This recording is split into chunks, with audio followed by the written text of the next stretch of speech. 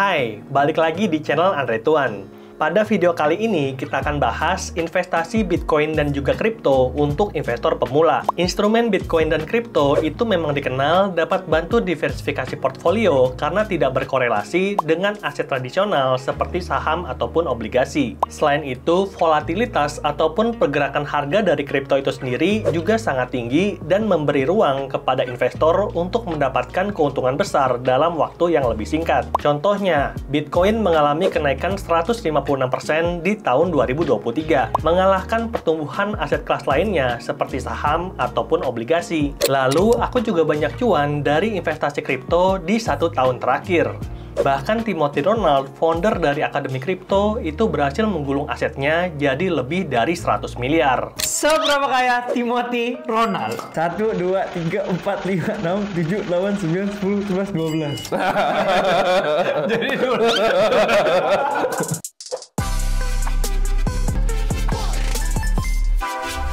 Sebelum terjun untuk investasi Bitcoin dan kripto, ada beberapa hal yang perlu kita pahami. Dan yang paling dasar adalah apa itu Bitcoin.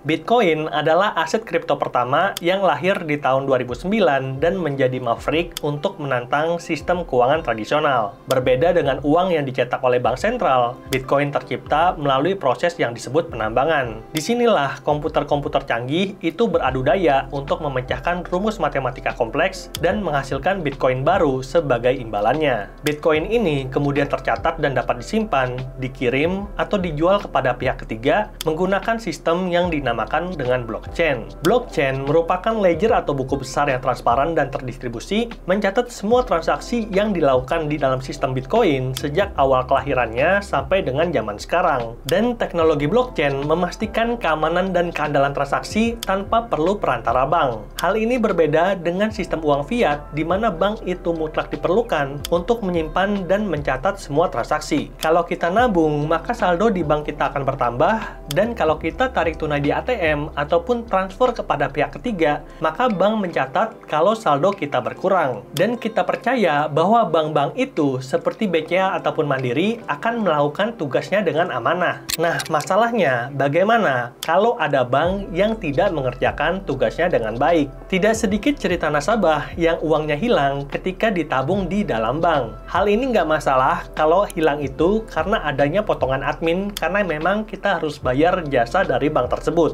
Yang jadi masalah kalau uang ini dicuri tuyul atau sistem banknya itu error sehingga salah mencatat. Nah, dengan Bitcoin ataupun kripto, kamu tidak akan menemukan masalah pencatatan kayak gini, karena hakikatnya kita tidak perlu perantara bank untuk mencatat dan menyimpan transaksi. Setiap komputer dalam blockchain akan menyimpan kopi lengkap dari transaksi, sehingga sangat sulit untuk dipalsukan atau dimanipulasi. Selama ada satu komputer yang menyala, maka sistem Bitcoin itu akan tetap hidup. Dan oleh karena itu, Bitcoin itu bebas dari intervensi pemerintah ataupun lembaga keuangan. Dan kita sebagai investor punya kendali penuh atas Bitcoin yang kita miliki. Tidak mungkin ada pembatasan ataupun penyitaan.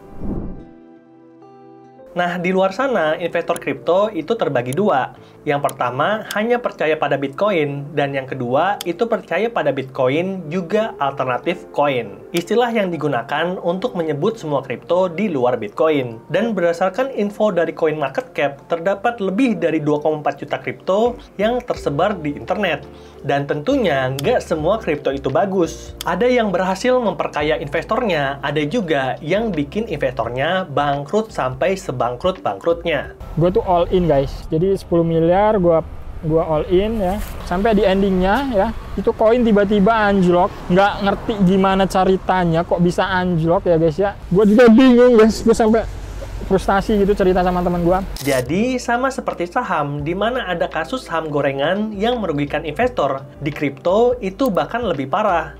Karena tidak ada regulator. Berbagai macam jenis penipu dan modusnya mulai dari developer, investor besar, bahkan user itu bisa mengambil uang kalian, dan oleh karena itu kalian harus berhati-hati. Dan aku juga ada pengalaman kena honeypot yang jauh berbeda dengan yang namanya jackpot. Honeypot atau perangkap madu adalah istilah untuk kripto yang memang diprogram untuk menjebak para investor. Dimana pada tahun 2024 aku baru aja invest 5 juta berkembang jadi 105 juta, dan masalahnya kripto ini nggak bisa dijual sama sekali. Intinya, ada berbagai macam jenis penipuan kripto yang ada di pasar, dan mayoritas lebih dari 99,99% itu tidak cocok untuk investasi. Oleh karena itu, kita perlu percaya ekosistem kripto tempat kita menaruh uang kita telah membuat sistem yang fair, sustain, dan tidak bodong. Nah, ada beberapa indikator yang bisa kita pakai untuk memilih kripto yang tepat. Yang pertama adalah riset fundamental. Pelajari white paper dan roadmap dari proyek kripto tersebut, pahami apa yang ingin mereka capai, dan bagaimana cara kerjanya. Lalu yang kedua adalah analisis teknik. Lihat grafik harga kripto tersebut dan pelajari polanya. Gunakan indikator teknikal untuk membantu kamu dalam membuat keputusan investasi. Dan salah satu pola yang paling terkenal adalah Bitcoin halving, di mana harga Bitcoin naik 85 kali di halving pertama, naik 3,8 kali di halving kedua, dan terakhir naik 6,5 kali di halving ketiga. Dan tahun 2024, tahun ini adalah halving keempat, dan kita lihat seberapa banyak investor yang akan ketiban durian runtuh. Atau malah sebaliknya, rugi sampai mereka bangkrut. Saat ini, gua kayaknya benar-benar turun drastis, minus 80% portofolio gua kayaknya sisa sekitar 70 jutaan. Nah, sama seperti saham yang ada istilah blue chip, di kripto juga ada istilah kripto blue chip.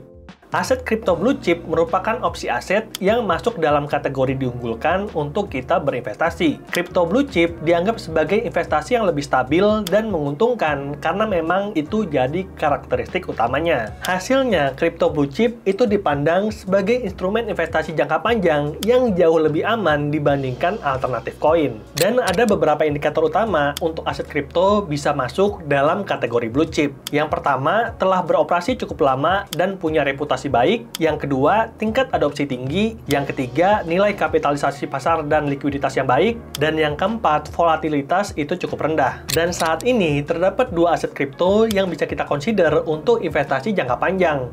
Yang pertama adalah Bitcoin yang tadi kita udah bahas, dan yang kedua adalah ETH atau Ethereum. Sejak peluncurannya di 2015, Ethereum menduduki posisi kedua dari segi market cap. Ethereum itu diciptakan untuk menjalankan aplikasi terdesentralisasi dan smart contract. Jadi, teknologi ETH itu lebih baru dan tingkat penggunaan yang lebih luas dari Bitcoin menjadi pertimbangan tersendiri untuk kita menjadikan ETH sebagai crypto blue chip. Selain itu, ETH juga digadang sebagai induk dari alternatif koin.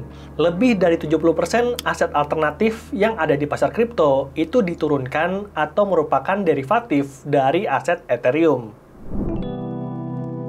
Ada dua tempat utama untuk membeli ataupun menjual cryptocurrency, CEX dan DEX. Kita bahas satu persatu. Centralized Exchange ataupun CEX merupakan platform online yang memungkinkan kita untuk membeli dan menjual kripto dengan mata uang fiat seperti rupiah ataupun dolar dengan lebih mudah. CEX ini dioperasikan oleh perusahaan terpusat dan dia bertindak sebagai perantara antara pembeli dan penjual dalam perdagangan kripto. Jadi mirip money changer tapi untuk kripto.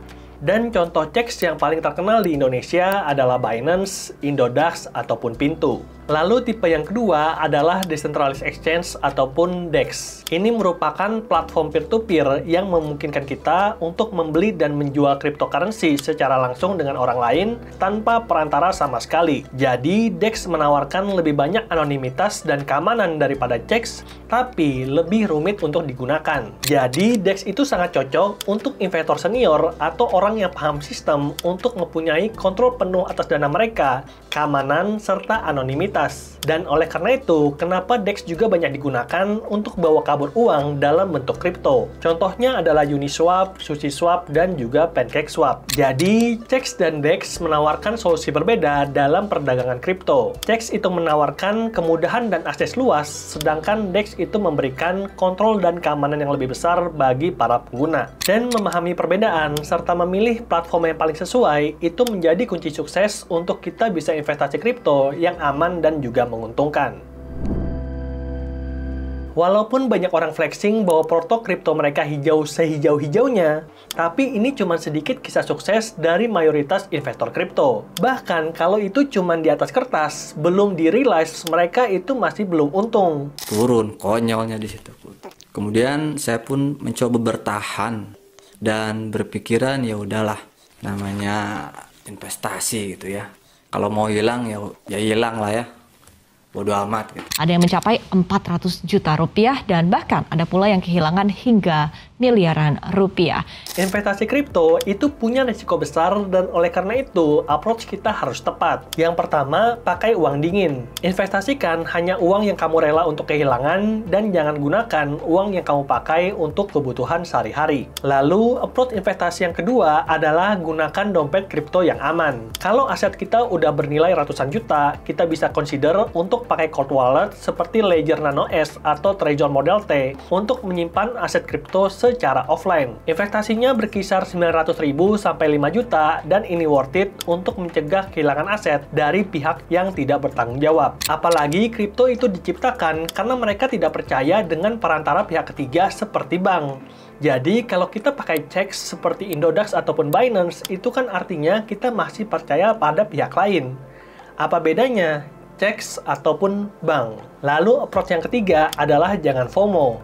Do your own research. Dior, dan pelajari sebanyak mungkin tentang kripto sebelum kamu berinvestasi. Dan salah satu cara yang kupakai adalah dollar cost averaging. Metodenya sederhana, di mana kita mengalokasikan sebagian dari uang kita untuk membeli kripto dalam jumlah yang sama di setiap bulannya. Dan DCA bisa bantu kita untuk disiplin menabung tanpa peduli pergerakan harga naik turun dari kripto itu sendiri. Pokoknya mau harganya naik kita beli, harganya turun juga kita beli. Dan aku pribadi udah mulai investasi kripto bukan trading dan aku udah ceritain di channel Adretuan, di mana aku investasi ads setiap bulannya dan aku buatkan langsung videonya buat kalian. Dan buat kamu yang ingin investasi kripto, pastikan gunakan platform yang telah tersertifikasi Bapepti. Oke, semoga panduan singkat ini bisa bermanfaat untuk kamu yang baru mulai investasi kripto dan juga Bitcoin.